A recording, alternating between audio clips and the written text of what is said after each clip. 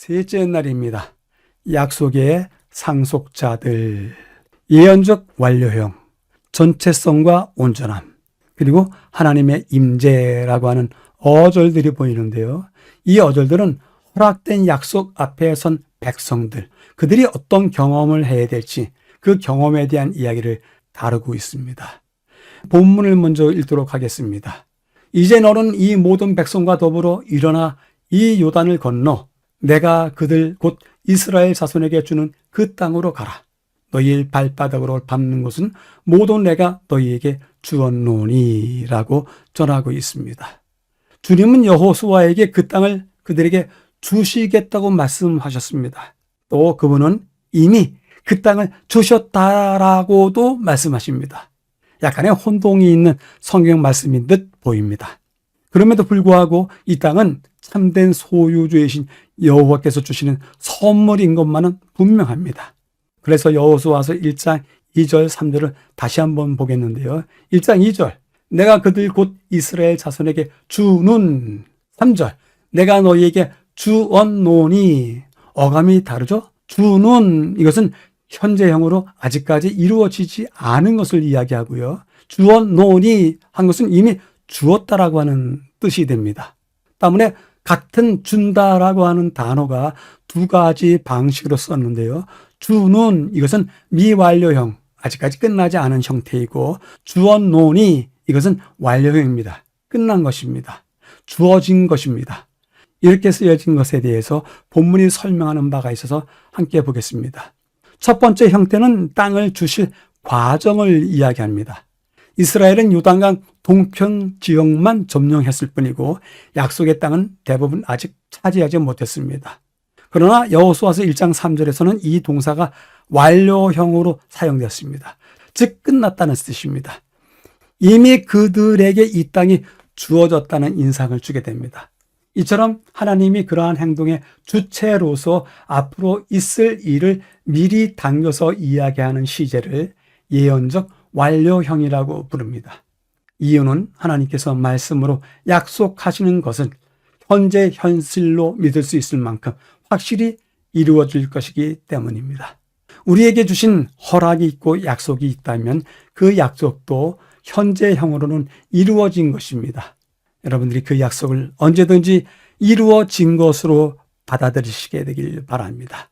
가운데 부분에서도 긴 이야기가 있는데요. 가운데 부분의 첫 부분의 이야기를 모아보겠습니다. 첫 부분에 너희예라고 하는 단어에 대해서 쓰면서 설명을 했는데요. 이것은 2인칭 복수형입니다. 즉 여호수아와 이스라엘 백성들 전체를 지칭하면서 하나님께서 말씀하시는 중입니다. 그리고 모두 이런 단어를 쓰시는데 콜이라고 부릅니다. 목표를 달성하기 위해서는 모두가 전체가 돼야 된다. 모두가 온전해야 된다. 즉 모두가 완전한 일치가 되어 있어야 된다 라고 하는 입장에서 모두라고 하는 단어를 계속해서 사용하고 있습니다. 이 명사가 여러 곳에서 사용되는 것은 여호수아 앞에 주어진 목표를 달성하는데 전체성, 온전함이 필수적인 것을 표현하기 위함입니다.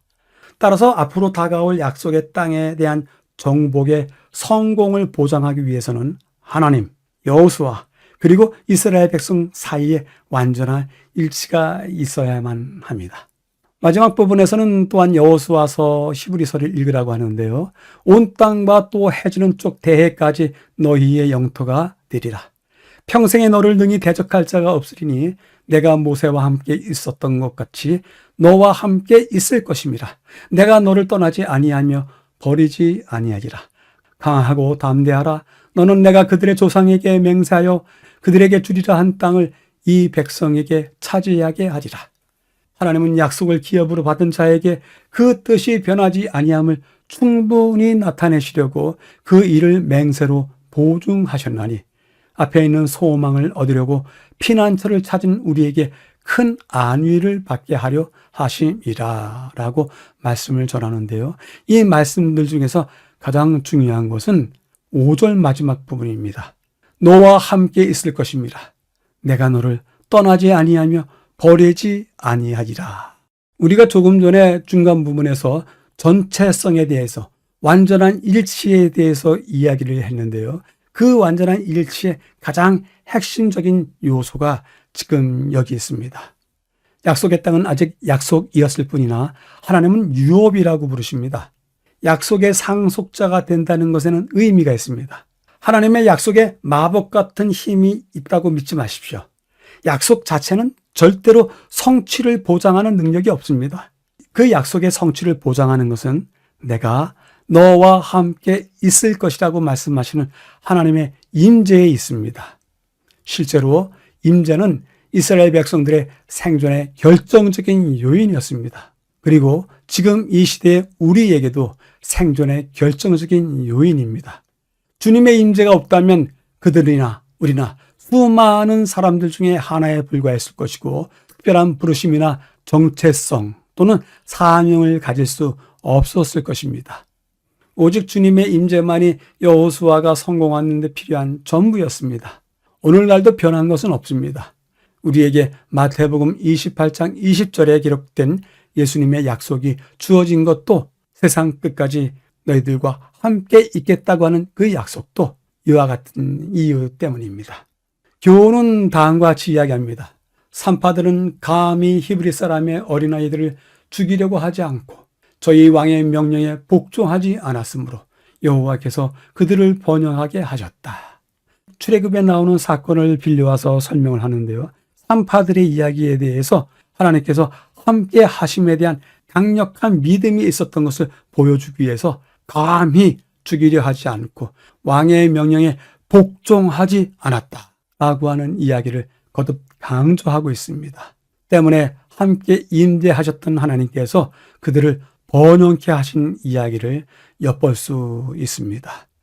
셋째 날을 요약해 보겠습니다. 약속의 상속자들. 다루었던 주제는요.